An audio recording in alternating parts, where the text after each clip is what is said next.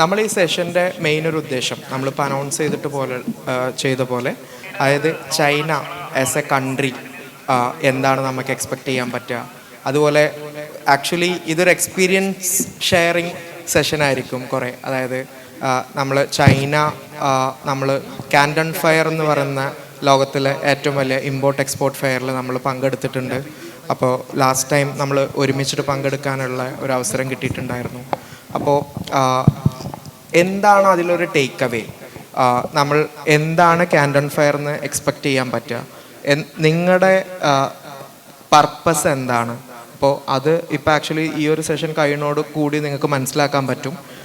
നിങ്ങളുടെ idea actually ഇത് ചൈനയിൽ പോയിട്ട് നിങ്ങൾക്ക് ഉപകാരമുണ്ടോ, എനിക്ക് വേണ്ടത് ആണോ കാൻഡൺ ഫെയറിലുള്ളത്, അല്ലെങ്കിൽ എന്താണ് ചൈനനെ കുറിച്ചിട്ട് കുറച്ചും കൂടി ഇൻഡെപ്ത് മനസ്സിലാക്കാൻ പറ്റും. അപ്പോൾ നമുക്കിതൊരു കാഷ്വൽ ഇൻ്ററാക്റ്റീവ് സെഷനായിട്ടാണ് നമ്മൾ ഉദ്ദേശിക്കുന്നത്. നിങ്ങളുടെ ക്വസ്റ്റ്യൻസും നമുക്ക് കുറച്ചൊക്കെ ടേക്കപ്പ് ചെയ്യാം. ടൈം ലിമിറ്റേഷൻ മാത്രമാണ് ഒരു കൺസ്ട്രെയിൻ ആയിട്ടുള്ളത്. അപ്പോൾ ഉമർ ഭായ് ഉള്ളതുകൊണ്ട് നമുക്ക് ആക്ച്വലി ഉമർ ഭായിൻ്റെ അടുത്ത് നിന്ന് കുറേ എക്സ്പീരിയൻസ്, നിങ്ങൾ കണ്ട ചൈന എങ്ങനെയാണെന്നുള്ളത് വീഡിയോസിലല്ലാതെ നമുക്ക് നേരിട്ടിട്ട് ചോദിക്കാനും അറിയാനുള്ള ഒരു അവസരം ഇവിടുന്ന് ഉണ്ടാവും. അപ്പോൾ നമുക്ക് തുടങ്ങാം.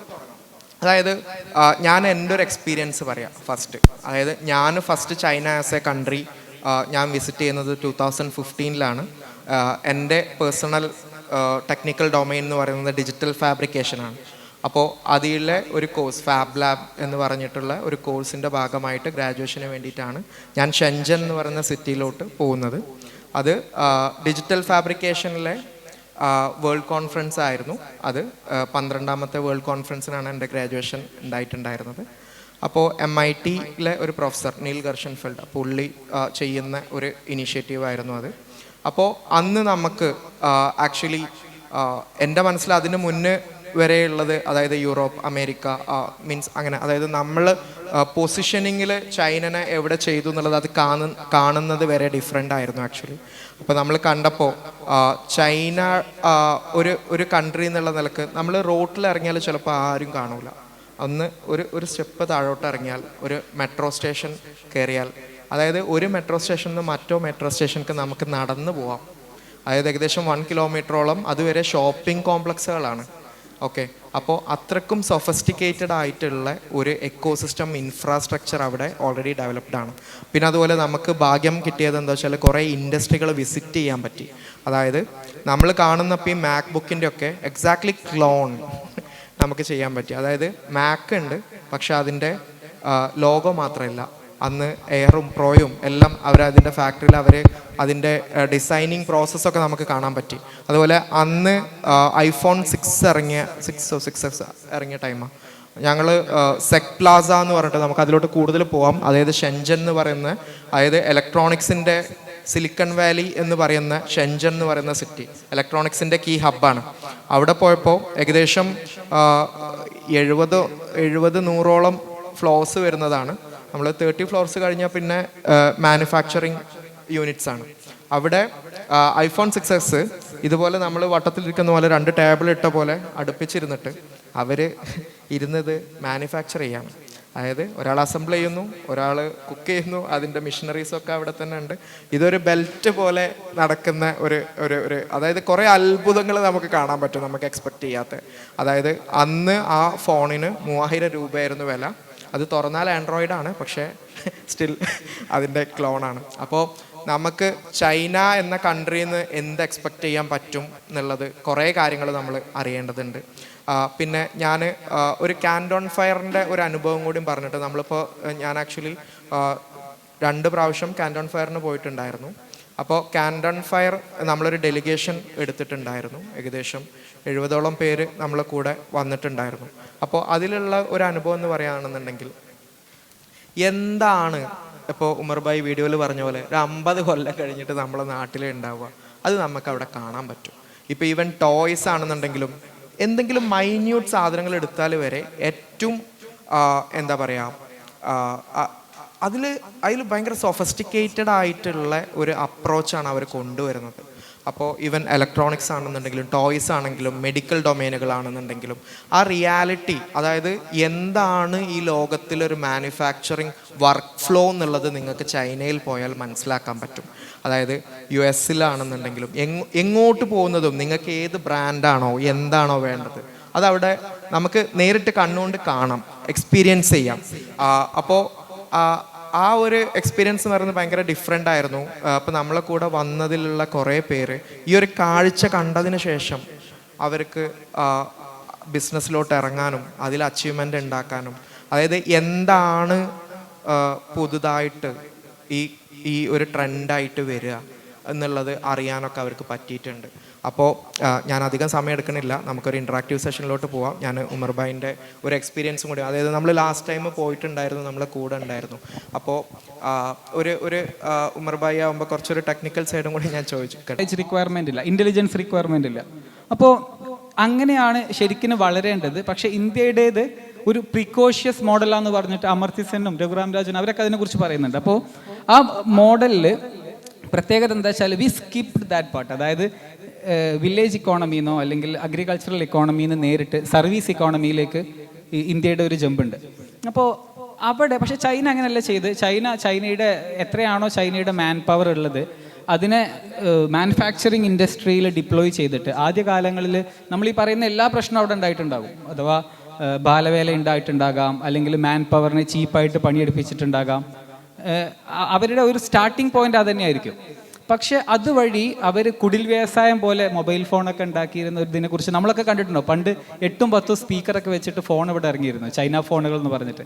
പിന്നെ ഇപ്പം അത് കാണാറില്ല. പക്ഷേ ഒരു കാലത്ത് അതൊക്കെ ഭയങ്കര ട്രെൻഡായിരുന്നു. കാരണം എത്ര ശബ്ദത്തിൽ പാട്ട് പാടിക്കാൻ പറ്റും എന്നുള്ളതായിരുന്നു അന്ന് ഫോണുകളുടെ ഒരു ഇത് പറയും. ഇപ്പം നമ്മൾ ക്യാമറൻ്റെ പിക്സലോ തുറക്കാനോ അടക്കാനോ ഒക്കെ പറ്റുമോ എന്നൊക്കെ നോക്കുമ്പോൾ അന്നൊരു കാലത്ത് ബസ്സിൽ നിന്ന് നമ്മളെ ഫോൺ ഏറ്റവും ശബ്ദത്തിൽ പാടുമെങ്കിൽ അത് ഒരു ഭയങ്കര ഇതായിരുന്നു. പക്ഷെ അത് ചൈന ഫോണുകൾക്ക് മാത്രമേ സാധിക്കുള്ളായിരുന്നു. കാരണം അന്നത്തെ കോമ്പറ്റീറ്റർ നോക്കിയൊക്കൊന്നും അത്ര ഒച്ച വരില്ല.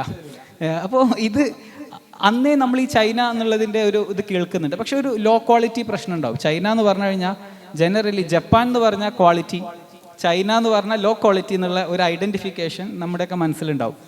പക്ഷേ ഇത് ചൈനയെക്കുറിച്ച് അറിയാൻ പ്രേരിപ്പിച്ച ഒരു ഘടകം നമ്മളെപ്പോലെ തന്നെ ഒരുപാട് ഹ്യൂമൻ പവർ ഉള്ള ഒരു രാജ്യം, how they change there fate എന്നുള്ളൊരു സാധനം ഉണ്ടല്ലോ. പെർ ക്യാപിറ്റ ഇൻകം എങ്ങനെ കൂടി. കാരണം നമ്മളെല്ലാം നോക്കുമ്പോൾ നമ്മളെക്കാൾ ഒരു 4x അന്ന് കേട്ടോ, ഞാൻ പറയുന്നത് 2010 ആ പീരീഡിലൊക്കെ. അപ്പോൾ ആ പീരീഡിൽ നമ്മളെക്കാൾ ഒരു 4x ഇൻകം ഉണ്ട് അവർക്ക്. പെർ ക്യാപിറ്റ ഇൻകം ഭയങ്കര കൂടുതൽ. ഇപ്പോൾ എനിക്ക് തോന്നുന്നു അതിന് മേലെ ഉണ്ടാവും. അപ്പോൾ ഇക്കോണമി വൈസ് പറയുകയാണെങ്കിലും ഇന്ത്യ ഒരു ബെസ്റ്റ് കേസിൽ പറയുകയാണെങ്കിൽ 3.5 ട്രില്യൺ ആണെങ്കിൽ ചൈന നിയർ ടു 15 ട്രില്യൺ ആണ്. അതായത് അത്രയും വലിയ ഇക്കോണമിയാണ്. അവർ നമ്മളായിട്ട് കോമ്പീറ്റ് ചെയ്യുന്നില്ല. ഫസ്റ്റ് ഓഫ് ഓൾ അവർ US-നായിട്ടായിരിക്കും. പക്ഷേ നമ്മൾക്ക് ശരിക്കും ചൈന നമ്മളെ മനസ്സിലൊരു എതിരാളിയായിട്ട് വെക്കുന്നത് നല്ലതാണ്. അപ്പോഴും നമ്മൾ ഉയരാനാണല്ലോ നോക്കേണ്ടത്. അപ്പോൾ അവർ ചിലപ്പോൾ നമ്മളങ്ങനെ കാണുന്നുണ്ടാവില്ല, ബട്ട് ദെൻ വി സി. അപ്പോൾ പോയിന്റ് എന്താ വെച്ചാൽ ആ ഒരു മാനുഫാക്ചറിങ് ഹബ്ബായിട്ട് ചൈന വളർന്നിരുന്നതിനെ കുറിച്ചിട്ട് അന്ന് അങ്ങനെ മനസ്സിലാക്കി. അതൊരു ലേണിംഗ് ആയിരുന്നു. ഇപ്പോൾ ഈ വികസന മാതൃകകളിൽ ഏതാണ് നല്ലത്? കാരണം ഈ ഒരു സിവിൽ സർവീസസിനൊക്കെ പ്രിപ്പയർ ചെയ്തപ്പോൾ ഒരു അഡ്വാൻറ്റേജ്, അതിന് കുറേ ഡിസഡ്വാൻറ്റേജ് ഉണ്ട്. പക്ഷേ ഒരു അഡ്വാൻറ്റേജ് എന്താണെന്ന് വെച്ചാൽ നമ്മൾ ഒരുപാട് വിഷയങ്ങളിൽ നമുക്ക് എന്തുണ്ടാവും, ഒരു ജനറലിസ്റ്റ് നോഹൗ ഉണ്ടാവും. അല്ലാതെ ഒരു സ്പെസിഫിക് നോഹൗ അല്ല. നമ്മൾ എക്കണോമിക്സ് പഠിക്കുന്നുണ്ട്, ജോഗ്രഫി പഠിക്കുന്നുണ്ട്, പൊളിറ്റിക്സ് പഠിക്കുന്നുണ്ട്, ഇൻ്റർനാഷണൽ റിലേഷൻസ് പഠിക്കുന്നുണ്ട്. അപ്പോൾ അങ്ങനെ എല്ലാ സബ്ജക്റ്റിലും നമുക്ക് എന്തുണ്ട്, കറണ്ട് അഫയേഴ്സിൽ നമ്മൾ വെൽ വേഴ്സ്ഡ് ആണ്.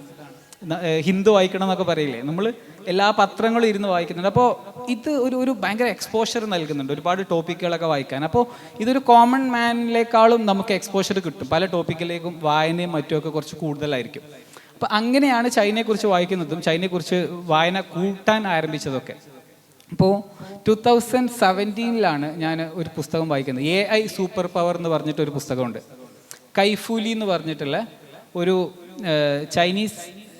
ചൈനീസാണ്. ഇപ്പോൾ ഒരു VC ഫണ്ട് മാനേജ് ചെയ്യുന്ന ആളാണ്. 5 ബില്യൺ എങ്ങാണ്ട്, 5 ബില്യൺ ആണ് കേട്ടോ, 40-45,000 കോടി രൂപയുണ്ടാവും.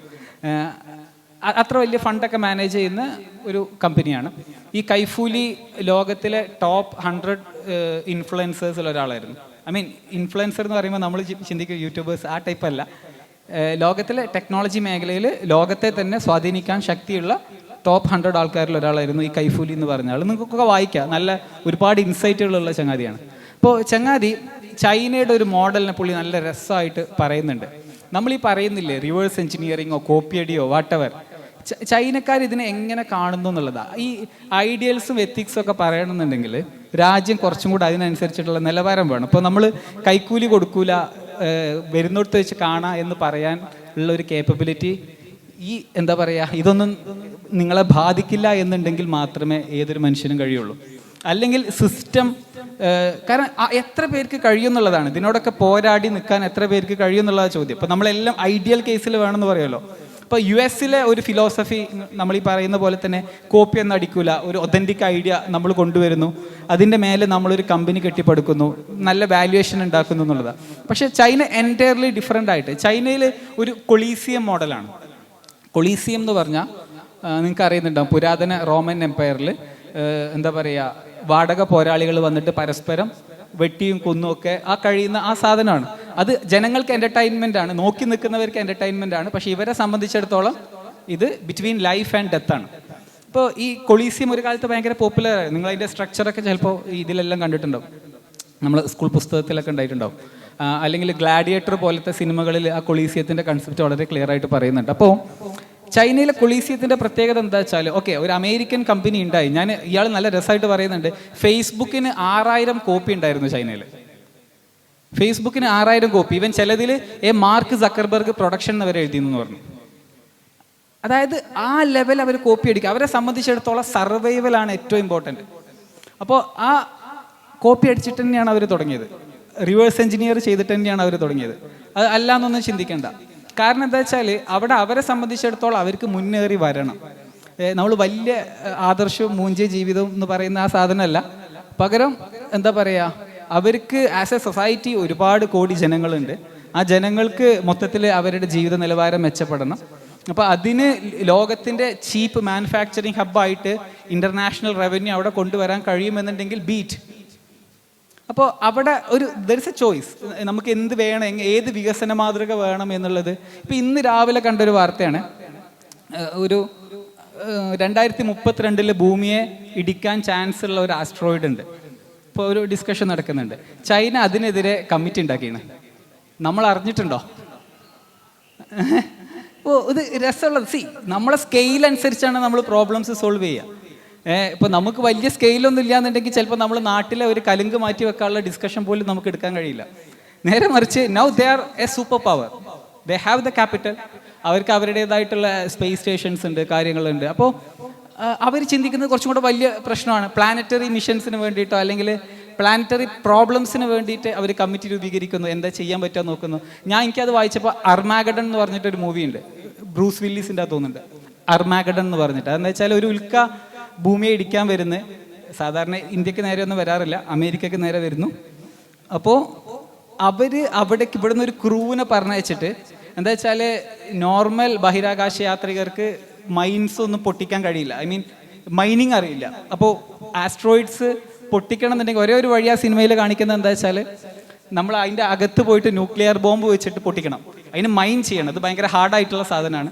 അപ്പോൾ ഇവിടുന്ന് കുറച്ച് മൈനേഴ്സിനെ ഹയർ ചെയ്തിട്ട് അവരെ 10 ഡേയ്സിൽ ട്രെയിൻ ചെയ്തിട്ട് സ്പേസിലൊക്കെ വിടുന്ന ഒരു ഭയങ്കര രസമുള്ള സാധനമാണ്. എന്ന് വെച്ചാൽ അന്യഗ്രഹ ജീവികളോ ഉൽക്കകളൊക്കെ US പ്രശ്നമാണ്, നമുക്കായിട്ടില്ല. കാരണം എന്താ, നമുക്ക് തല്ല് തീർന്നിട്ടില്ല, എന്നിട്ട് വേണം ഇതൊക്കെ ചിന്തിക്കാൻ. അപ്പോൾ ഈ ഡെയിലി ലൈഫിൻ്റെ ഞാൻ എന്താ വെച്ചാൽ സോഷ്യോളജിയോ സോഷ്യൽ സയൻസോ വായിച്ചപ്പോൾ മനസ്സിലായ ഏറ്റവും വലിയൊരു സത്യം എന്താ വെച്ചാൽ, നമ്മൾ ഈ തല്ലിയിട്ടൊന്നും ഒരു കാര്യമില്ല. ഒരുപാട് വ്യത്യാസങ്ങളുണ്ട്. നമ്മളെ റിലീജിയനോ നമ്മളെ വിശ്വാസങ്ങളോ പാർട്ടിയോ വാട്ടവർ ഇതാണ് ബെസ്റ്റ് എന്ന് വേണമെങ്കിൽ നമുക്ക് വിശ്വസിക്കാം, പ്രൂവ് ചെയ്യാൻ നടക്കണ്ട. കാരണം അതിൽ എവിടെ എത്താത്തൊരു യുദ്ധമാണത്, ഒരിക്കലും അതിന് എൻഡ് ഉണ്ടാവില്ല. അപ്പോൾ there are like lot of wars which you can participate. എല്ലാവർക്കും പങ്കെടുക്കാൻ പറ്റുന്ന ഒരുപാട് യുദ്ധങ്ങൾ നമ്മുടെ ഡെയിലി ലൈഫിലുണ്ട്. And there is a choice, നിങ്ങളുടെ യുദ്ധം ഏതാണെന്നുള്ളത്. അപ്പോൾ അത് എല്ലാത്തിലും പങ്കെടുക്കാൻ കഴിയില്ല, എല്ലാ സ്റ്റോപ്പിലും നിർത്തുന്ന ബസ് എവിടെ എത്തൂല. ഇതൊരു ക്ലിയർ ചിന്താഗതിയിൽ ഉണ്ടാവേണ്ട ഒരു സാധനമാണ്. അപ്പോൾ നമ്മൾ എത്ര അംബീഷ്യസ് ആണ് എന്നുള്ളൊരു ചോദ്യമാണ്. ഇപ്പോൾ ചൈനയെ സംബന്ധിച്ചിടത്തോളം ചൈന വെരി അംബീഷ്യസ് ആയിരുന്നു.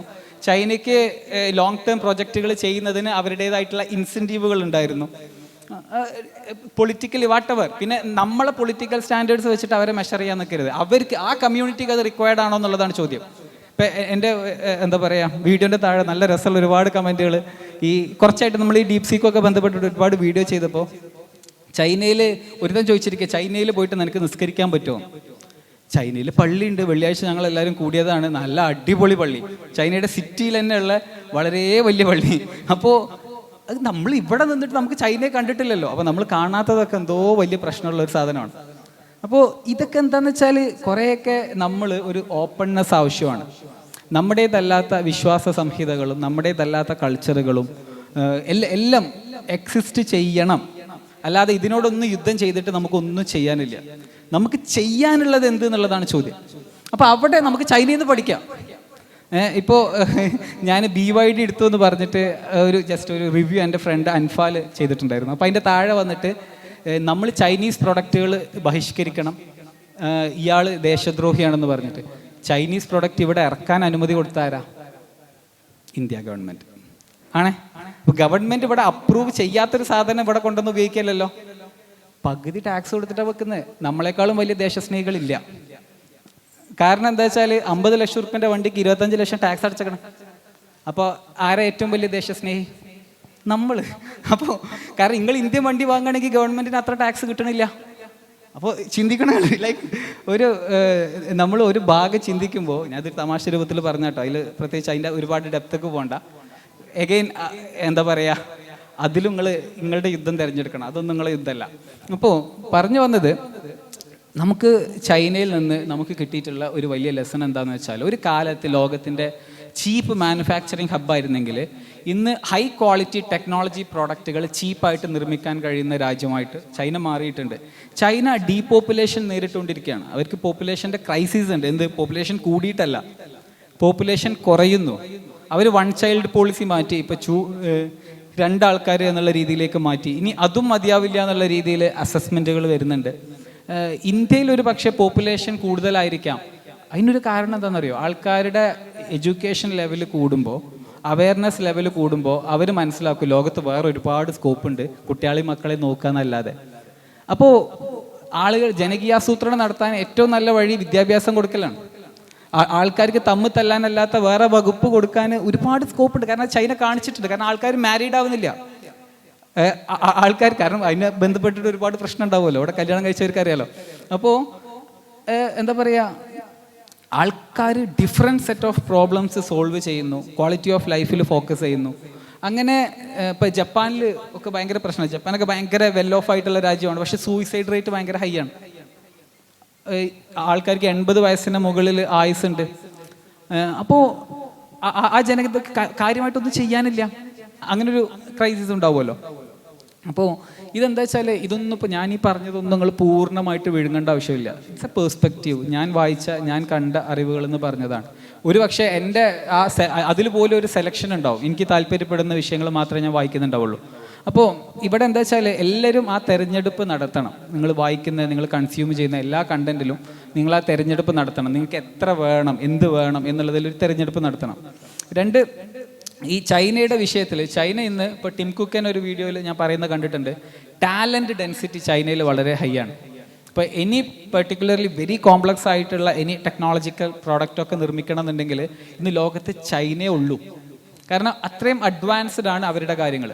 അപ്പോൾ നമ്മളെ നാട്ടിലേക്ക് ചീപ്പ് ചൈന പ്രൊഡക്റ്റ് എത്തുന്നതിൻ്റെ ഒരു കാരണം, അവിടെ നിന്ന് ഇങ്ങോട്ട് ഇമ്പോർട്ട് ചെയ്യുന്ന ആൾക്കാർ ഏറ്റവും ലോ ക്വാളിറ്റി പ്രൊഡക്റ്റ് മതി, പ്രൈസ് കുറഞ്ഞാൽ മതി, വേറെ ഒന്നും പ്രശ്നമില്ല എന്ന് പറഞ്ഞിട്ട് സാധനങ്ങൾ കൊണ്ടുവരുന്നുണ്ടാണ്.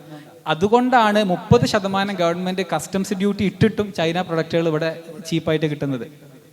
നിങ്ങൾ എത്തുന്ന ചൈന പ്രൊഡക്റ്റിന് 10 റുപ്യ കൊടുക്കുന്നുണ്ടെങ്കിൽ അത് 3 റുപ്യ ഗവൺമെൻറ് എടുത്തേക്കണോ. എന്നിട്ടും നിങ്ങൾക്ക് ചീപ്പാണെന്നുണ്ടെങ്കിൽ അപ്പം അത്രയുള്ള പ്രൊഡക്റ്റ് ക്വാളിറ്റി നിങ്ങൾ എക്സ്പെക്ട് ചെയ്യാൻ പാടുള്ളൂ. അവിടെ ഒരു പ്രശ്നമുണ്ട്. ചില നല്ല ഹൈ ക്വാളിറ്റി പ്രൊഡക്റ്റുകളുണ്ട്, എല്ലാ കാര്യങ്ങളും നല്ല ഹൈ ക്വാളിറ്റിയാണ്. അപ്പോൾ ഇത് നമുക്ക് മനസ്സിലാക്കേണ്ടുന്ന ഒരു കാര്യമാണ്. അപ്പോൾ എന്ന് വെച്ചാൽ എല്ലാം പേഴ്സ്പെക്റ്റീവ്സാണ്. ഇപ്പോൾ ഞാൻ ഈ പറയുന്നതും എൻ്റെ പേഴ്സ്പെക്റ്റീവ്സാണ്. ഞാൻ കണ്ട ചൈനയാണ്, നിങ്ങൾ കാണുന്നത് ഡിഫറെൻ്റ് ആയിരിക്കാം. ഒരേ കാര്യങ്ങളെ വ്യത്യസ്ത ആളുകൾ വ്യത്യസ്ത കോണുകളിൽ നിന്ന് വിലയിരുത്തിയേക്കാം. At the end of the day ഞാൻ എപ്പോഴും ചിന്തിക്കുന്ന ഒരു കാര്യമാണ്, നമ്മൾ എന്തിൽ വിശ്വസിച്ചു, എന്തിൽ വിശ്വസിച്ചില്ല, അല്ലെങ്കിൽ നമ്മൾ ജീവിത ലക്ഷ്യങ്ങൾ നേടിയോ നേടിയില്ല, പൈസ ഉണ്ടാക്കിയോ ഉണ്ടാക്കിയില്ല, ഇതൊന്നും പ്രശ്നമല്ല. നമുക്ക് വയസ്സാകും, നമ്മൾ മരിച്ചു പോകും. അപ്പോൾ ഇതിനിടയ്ക്ക് നമ്മൾ എന്തൊക്കെ ചെയ്യുന്നു എന്നുള്ളത് വലിയൊരു ചോദ്യമാണ്.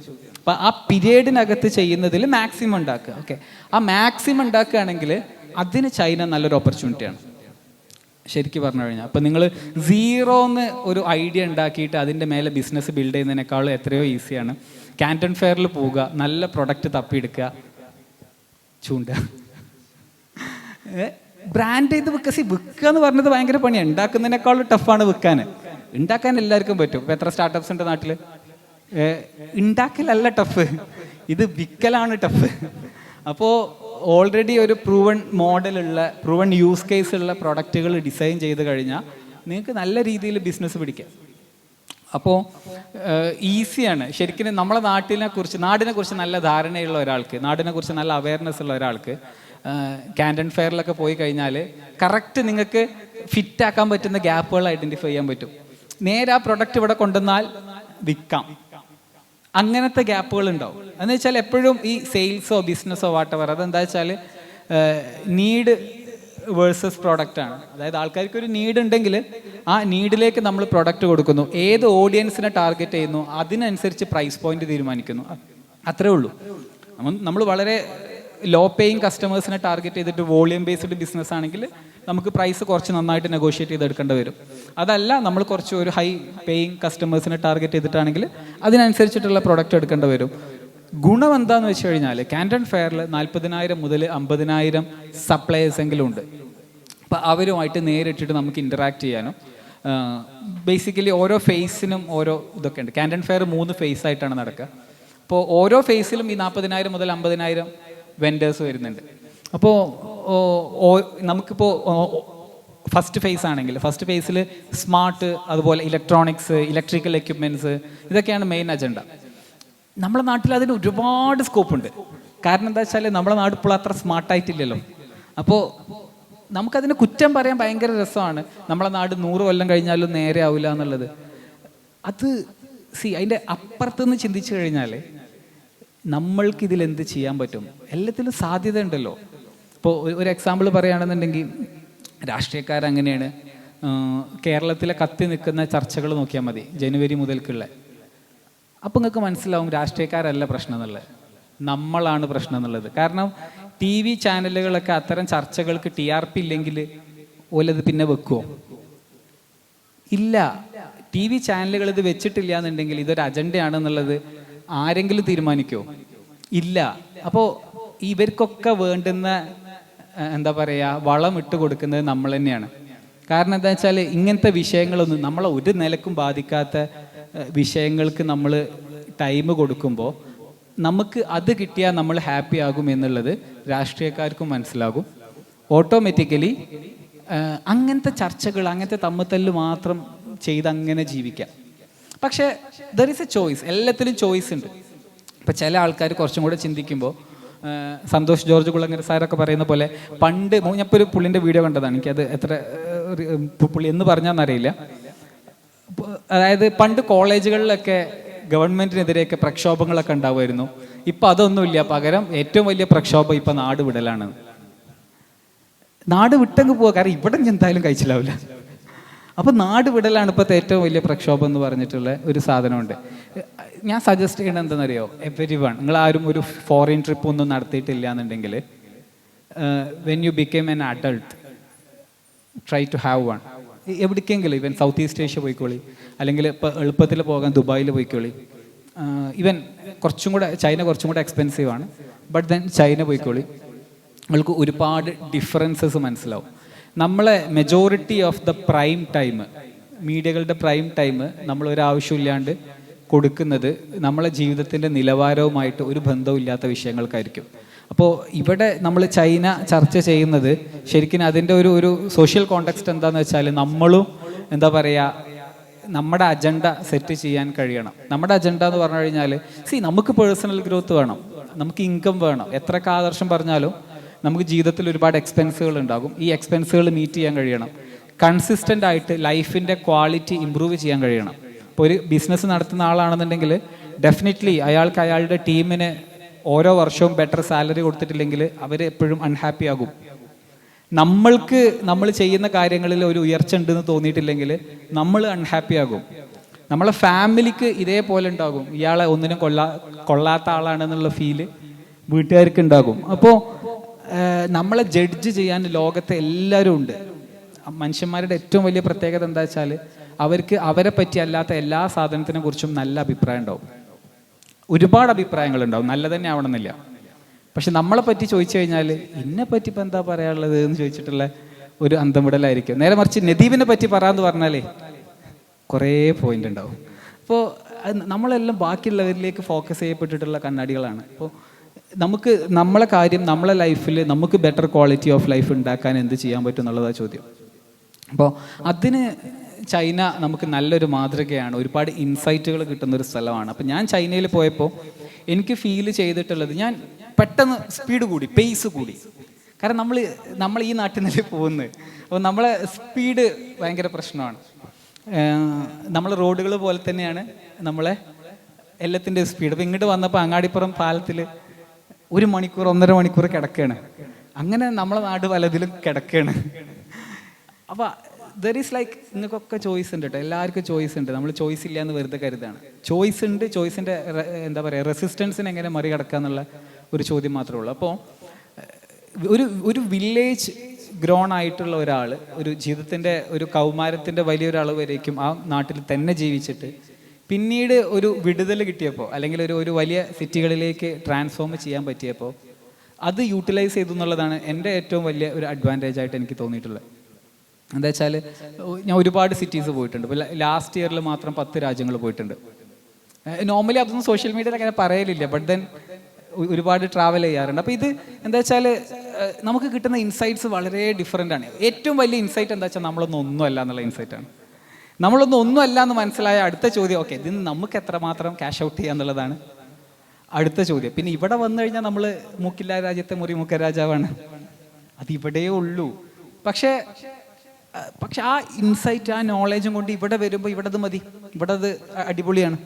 ഇപ്പോൾ അല്ലാതെ നമ്മൾ ഭയങ്കര സംഭവമായതുകൊണ്ട് അങ്ങനത്തെ കാര്യങ്ങളൊന്നുമല്ല. There are like certain opportunities. നമ്മൾ കറക്റ്റ് ആ മൊമെൻറ്റിലേക്ക്, ആ സ്ഥലത്തേക്ക് എത്തിക്കഴിഞ്ഞാൽ നമുക്കത് റീപ്പ് ചെയ്യാൻ പറ്റും. അപ്പോൾ അത്തരത്തിൽ ഞാൻ ചൈന എന്നോ വിസിറ്റ് ചെയ്യേണ്ടതായിരുന്നു എന്നുള്ളതാണ് കഴിഞ്ഞ വർഷം എനിക്ക് കാൻഡണിന് പോയപ്പോൾ ഉണ്ടായിട്ടുള്ളൊരു സാധനം. അതിന് എന്നെ കൊണ്ടുപോയത് നദീമാണ്. അതുകൊണ്ട് ഞാൻ ഒരുപാട് നന്ദി പറയുന്നുണ്ട് ആ ഒരു വിഷയത്തിലേക്ക്. കാരണം സ്കെയിലപ്പ് കമ്മ്യൂണിറ്റിൻ്റെ ഭാഗമായിട്ട് തന്നെയാണ് ആ പ്രോഗ്രാമിലേക്ക് പോയത്. ഞാൻ കണ്ട ചൈന എന്ന് പറയേണ്ടത് ഒരുപാട് നമ്മളെല്ലാം നമ്മളെ നാട്ടിലേക്ക് എന്നുള്ള രീതിയിൽ ചിന്തിക്കാറുണ്ട്. അപ്പോൾ അവിടെ പോകുമ്പോൾ ഞാൻ ചൈനയുടെ ഭാഗമായി മാറുക എന്നുള്ളതല്ല ചിന്തിച്ചത്, എന്തൊക്കെ സാധനങ്ങളാണ് ഇവിടുന്ന് നാട്ടിലേക്ക് കൊണ്ടുപോകാൻ പറ്റുക എന്നുള്ളത് തന്നെയാണ് നമ്മുടെ ചിന്ത. കാരണം അതിലൊരു ഓപ്പർച്യൂണിറ്റി ഉണ്ട്. ബിസിനസ് എന്ന് പറഞ്ഞു കഴിഞ്ഞാൽ മറ്റൊരാൾക്ക് നമ്മളൊരു വാല്യൂ പ്രൊവൈഡ് ചെയ്യുന്നു, ആ വാല്യൂവിന് എഗെയിൻസ്റ്റ് ആയിട്ടൊരു വാല്യൂ നമ്മൾ തിരിച്ചെടുക്കുന്നു. ഗിവൺ ദാറ്റ് അവർക്ക് കിട്ടിയ വാല്യൂവിനേക്കാളും കുറവായിരിക്കണം നമ്മുടേത്. അപ്പോൾ അവർക്കൊരു വാല്യൂ ഫീൽ ഉണ്ടാവുമല്ലോ. അപ്പോൾ ഈ വാല്യൂ എന്നുള്ളത് എൻറ്റയർലി പേഴ്സൺ ടു പേഴ്സൺ ഒരു പെർസെപ്ഷനാണ്. എല്ലാവർക്കും ചിലപ്പോൾ എല്ലാം വാല്യൂ തോന്നണം എന്നില്ല. അതൊക്കെ ഒരു ഡിഫറെൻറ്റ് യൂസ് കേസുകളാണ്. പക്ഷെ ഞാൻ പറഞ്ഞു വന്നത് എന്താ വെച്ചാൽ, നമ്മളെക്കാളും അഡ്വാൻസ്ഡ് ആയിട്ടുള്ള ഒരു നാട്ടിൽ പോയി കഴിഞ്ഞാൽ നമുക്ക് നമ്മുടെ നാട്ടിലേക്ക് ചെയ്യാൻ കഴിയുന്ന ഒരുപാട് മാതൃകകൾ കിട്ടും. അതാണ് ചൈനയുടെ ഏറ്റവും വലിയ അഡ്വാൻറ്റേജ്. പിന്നെ ജനറലി ചൈന കാണാൻ പോവുക, അങ്ങനത്തെ എല്ലാം ചെയ്യാം. പക്ഷേ കാൻഡൺ ഫെയറിന് പോകുമ്പോൾ ഒരു അഡ്വാൻറ്റേജ് എന്താണെന്ന് വെച്ചാൽ, നമ്മുടെ റിയൽ ലൈഫിൽ നമുക്ക് ആവശ്യമായിട്ട് വരുന്ന ഒരുപാട് വിഷയങ്ങളെ 3 ഫേസസ് ആയിട്ട് വെച്ചിട്ടുണ്ട്. അപ്പോൾ ഒന്നാമത്തേതിൽ ഇൻഡസ്ട്രിയൽ ഗുഡ്സ്, അതുപോലെ electronics, machinery, construction materials, lighting equipment, ഇതൊക്കെയാണ് ഫേസ് 1ഉം 2ലും പ്രധാനമായിട്ടും വരിക. അതുപോലെ തന്നെ ഗിഫ്റ്റ് ഐറ്റംസ്, അങ്ങനത്തെ കാര്യങ്ങൾ വരും, ഹോം ഡെക്കോർ വരും, ഫർണിച്ചർ വരും. ഇതൊക്കെയാണ് ഫേസ് 1ഉം 2ലും പോയി കഴിഞ്ഞാൽ കാൻഡൺ ഫെയറിൽ കിട്ടുക. അപ്പോൾ സുജിത് ഭക്തൻ്റെ ഒരു വീഡിയോ കണ്ടിട്ടുണ്ടായിരുന്നു റീസെൻ്റ്ലി. പുള്ളി കൊച്ചിയിൽ വീട് വെച്ച സമയത്ത് ചൈനയിൽ പോയിട്ടാണ് സോഴ്സ് ചെയ്തത്. കാരണം ഇവിടുന്ന് അവിടെ പോയി സാധനങ്ങൾ എടുത്തിട്ട് കസ്റ്റംസ് അടച്ചിട്ട് ഇവിടെ ചെയ്താൽ പോലും ലാഭമാണെന്നുള്ള രീതിയിൽ പുള്ളിയുടെ ഒരു വീഡിയോ കണ്ടിട്ടുണ്ടായിരുന്നു.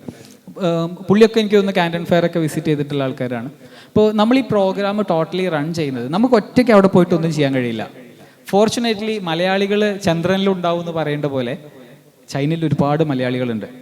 അപ്പം നമ്മളെ കൂടെ ഈ പ്രോഗ്രാമിൽ സപ്പോർട്ട് ചെയ്യുന്നത് ഒരു ഡോക്ടർ നൗഷാദാണ്. ഡോക്ടർ നൗഷാദ് 20 വർഷമായിട്ട് ചൈനയിലാണ്. പുള്ളി ഡോക്ടർ പഠിക്കാൻ പോയത്, MBBS പഠിക്കാൻ പോയതാണ്. അന്നത്തെ കാലത്ത് പിന്നെ പുള്ളി അവിടെ തന്നെ കല്യാണം കഴിച്ചു, അവിടെ തന്നെ മക്കളൊക്കെ ചൈനീസാണ്, വൈഫ് ചൈനീസാണ്, അവിടെ തന്നെ ജീവിച്ചു, അവിടെ വലിയ ഒരു ഫാക്ടറിയൊക്കെ സെറ്റപ്പ് ചെയ്തു.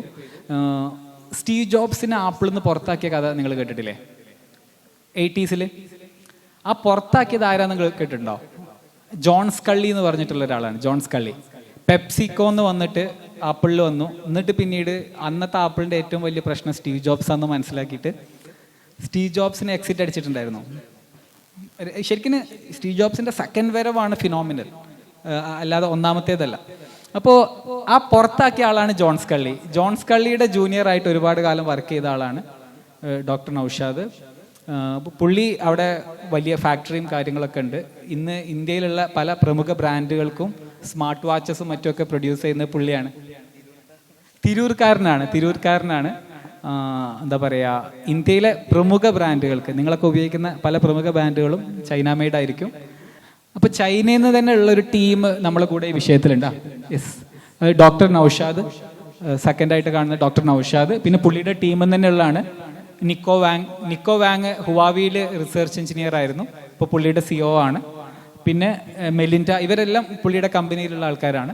അപ്പോൾ നമുക്ക് ഇവരൊക്കെ ഉള്ളതുകൊണ്ടുള്ളൊരു അഡ്വാൻറ്റേജ് എന്താണെന്ന് വെച്ചാൽ ചൈനീസ് ഗവൺമെൻറ്റുമായിട്ടുള്ള ഒരു കോൺഫറൻസ് വരെ ഈ പ്രോഗ്രാമിൽ നമ്മൾ വെക്കുന്നുണ്ട്. അത് നോർമലി പോകുന്ന ആൾക്കാർക്കൊന്നും ഇവിടുന്ന് ചൈനയിലേക്ക് പോകുന്ന ഒരുപാട് ആൾക്കാർ ഒരുപാട് ട്രിപ്പൊക്കെ ഉണ്ട് കേട്ടോ. അല്ലാതെ നമ്മളിത് എക്സ്ക്ലൂസീവായിട്ട് കണ്ടുപിടിച്ചൊരു സംഭവമൊന്നുമല്ല. ഒരുപാട് ആൾക്കാർ ചെയ്യുന്നുണ്ട്. ആ ചെയ്യുന്നതിൽ തന്നെ കോസ്റ്റിലും വലിയ മാറ്റം ഉണ്ടാവും. അത് നമ്മൾ ഓപ്റ്റ് ചെയ്യുന്ന യാത്രാ മാധ്യമങ്ങൾ അതിനൊക്കെ ഡിപ്പെൻഡ് ചെയ്തിട്ടാണ്.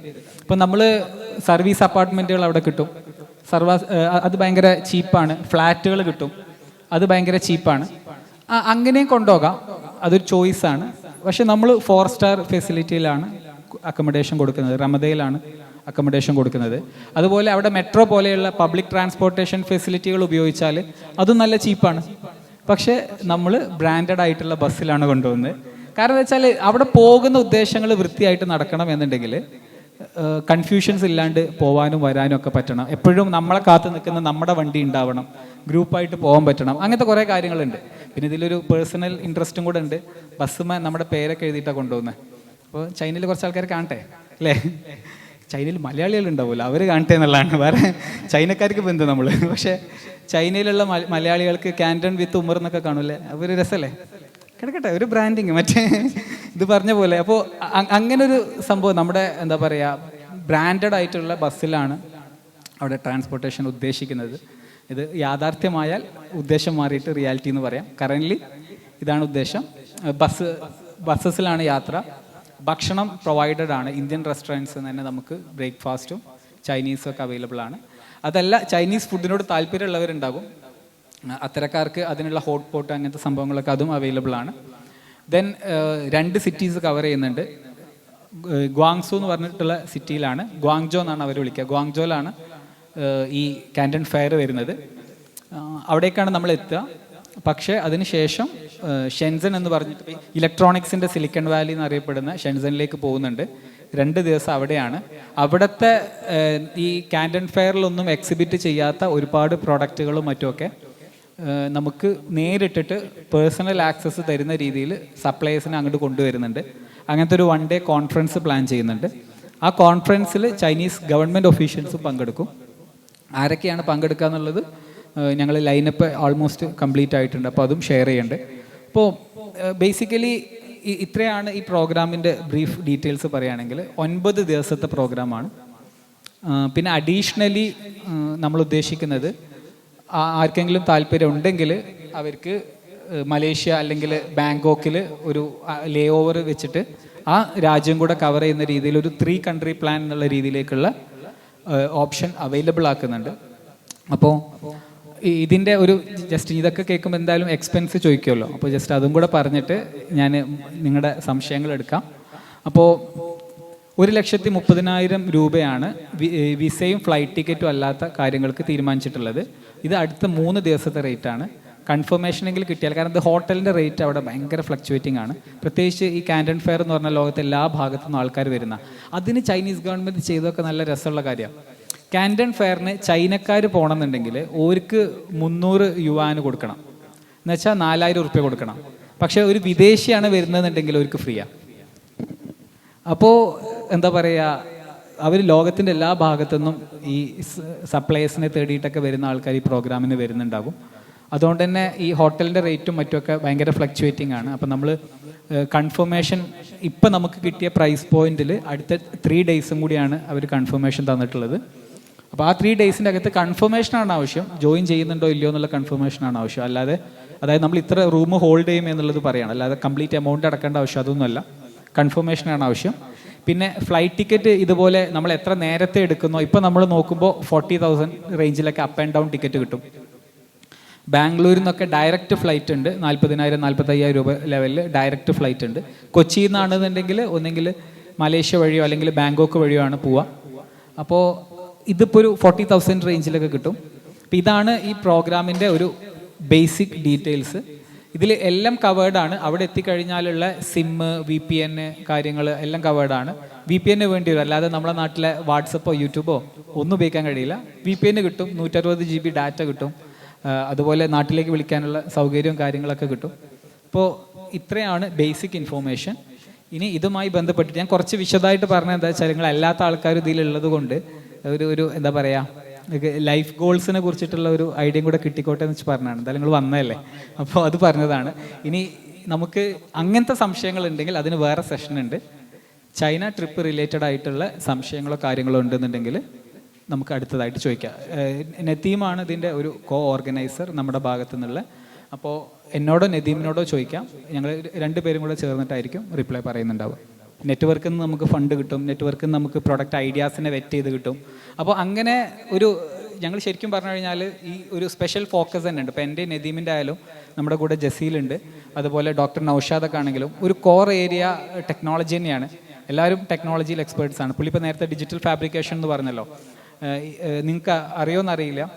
ഇവിടെ ഇവർ ഫോക്സ് ലാബ് എന്നുള്ള പേരിൽ 2016-17 3D പ്രിൻറ്റിങ്ങിന് പെരിന്തൽമണ്ണ ഒരു ഫെസിലിറ്റിയൊക്കെ ഉണ്ടാക്കിയിട്ടുണ്ടായിരുന്നു. ഇപ്പോഴും വലിയൊരു ശതമാനം ആൾക്കാർക്ക് 3D പ്രിൻറ്റിങ് എന്താണെന്ന് അറിയുന്നുണ്ടാവില്ല.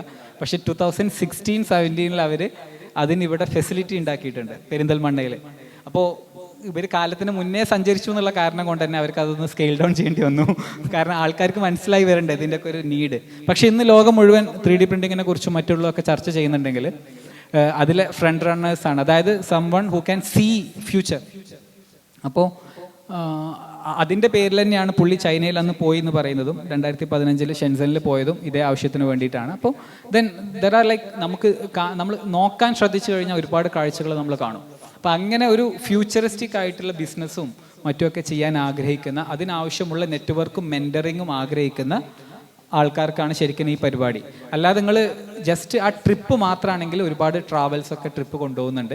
ചിലപ്പോൾ നമ്മളെക്കാളും കോമ്പറ്റേറ്റീവ് ആയിട്ടുള്ള റേറ്റിൽ അവർ തരാനും ചാൻസ് ഉണ്ട്. ഞാൻ ജസ്റ്റ് നിങ്ങളെ ഓപ്ഷൻസ് ഇല്ലയെന്ന് കരുതണ്ട. ചീപ്പായിട്ട് ഇതിനും ചീപ്പായിട്ട് പോകുന്ന ട്രിപ്പ് ഗ്രൂപ്പ്സ് ഉണ്ട്.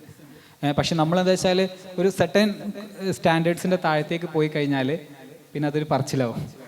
തിരിച്ചെത്തി കഴിഞ്ഞാൽ എന്താ പറയുക, ക്വാളിറ്റി ചെയ്യണമെന്നുണ്ടെങ്കിൽ quality always has A cost. അപ്പോൾ നമുക്ക് കുറച്ചൊരു പ്രശ്നം അതിൻ്റെ ഭാഗമായിട്ടുള്ള ഒരു മോഡലാണ്, ഒരു ഫൈനൽ മോഡൽ എന്നുള്ള രീതിയിലാണ് ഇപ്പം എത്തിച്ചേർന്നിട്ടുള്ളത്.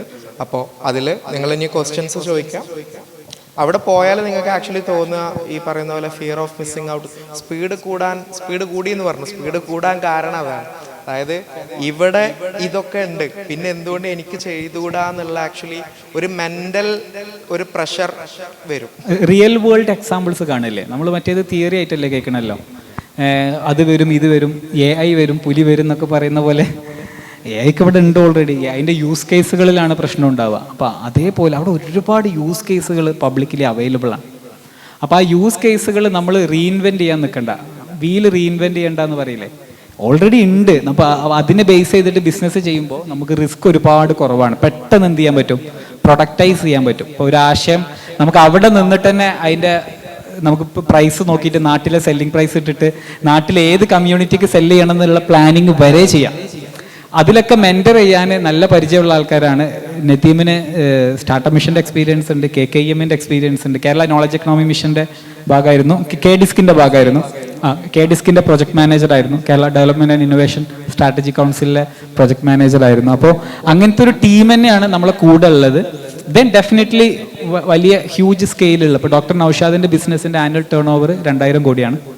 അപ്പോൾ അങ്ങനെ എന്താ പറയുക, സ്കെയിലുള്ള ആൾക്കാരുമായിട്ട് കാര്യങ്ങൾ ചെയ്യാനും പറ്റും. എനിത്തിങ് അറ്റ് സ്കെയിൽ എന്നുള്ളതും ഇതിൻ്റെ ഒരു അഡ്വാൻറ്റേജ് ആണ്. വരുമെന്ന് പറഞ്ഞിട്ട് ഇപ്പം ഈ കുട്ടികളെ കോക്കാച്ചി വരുന്ന പറയുന്ന പോലെ പേടിപ്പിക്കുന്ന പോലെയാണ് AI പറ്റി പറയുന്നത്. പക്ഷേ ഈ AI റിയൽ വേൾഡ് എക്സാമ്പിൾസ് ഈ പറഞ്ഞ പോലെ AI വെച്ചിട്ട് എന്താ ചെയ്യാൻ പറ്റുക എന്നുള്ളത് നിങ്ങൾ ചൈനയിൽ പോയി കാണാം.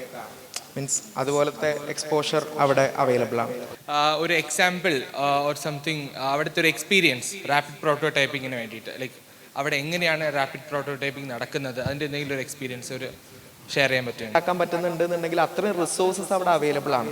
നമ്മളിവിടെ ഇപ്പോൾ ലിപ്പോ ബാറ്ററി എന്നുണ്ടെങ്കിൽ അല്ലെങ്കിൽ ഡ്രോൺ കൊണ്ടുവരുന്നുണ്ടെങ്കിൽ അതിൻ്റെ ലീഗൽ റെസ്ട്രിക്ഷൻസ് അങ്ങനത്തെ നൂലാമാലകൾ കുറവായത് കൊണ്ടും അതായത് നമ്മളിപ്പോൾ നാളെ എന്താണോ വരേണ്ടത് അതവിടെ മാർക്കറ്റിൽ അവൈലബിൾ ആണ്.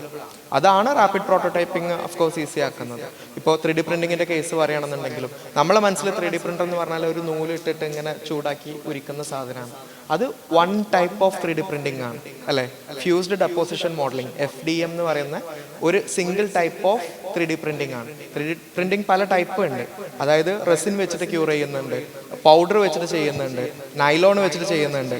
അപ്പോൾ നമ്മുടെ പർപ്പസിനായിട്ട് അതിനൊക്കെ നമുക്ക് അവിടെ ആക്സസ് ഉണ്ട്. അതാണ് ഡിഫറൻസ് എന്ന് പറയുന്നത്. നമുക്കതിൻ്റെ എക്സാക്റ്റ് കാര്യം അറിയില്ല. റിവേഴ്സ് എഞ്ചിനീയർ ചെയ്തിരിക്കാം. ഇപ്പോൾ അവർ ഇങ്ങനെ ഒരു ആർഗ്യുമെൻ്റ് കണ്ടിട്ടുണ്ടായിരുന്നു. അവർ ഡിസ്റ്റിൽഡ് മോഡലാണ്, നമ്മുടെ OpenAIയുടെ ChatGPTയുടെ ഡിസ്റ്റിൽഡ് മോഡലാണ് ഡീപ് സീക്ക് എന്ന് പറഞ്ഞിട്ടുള്ള ഒരു ആർഗ്യുമെൻ്റ് കണ്ടിട്ടുണ്ടായിരുന്നു. മേ ബി അതാവാം ഒരു റീസൺ.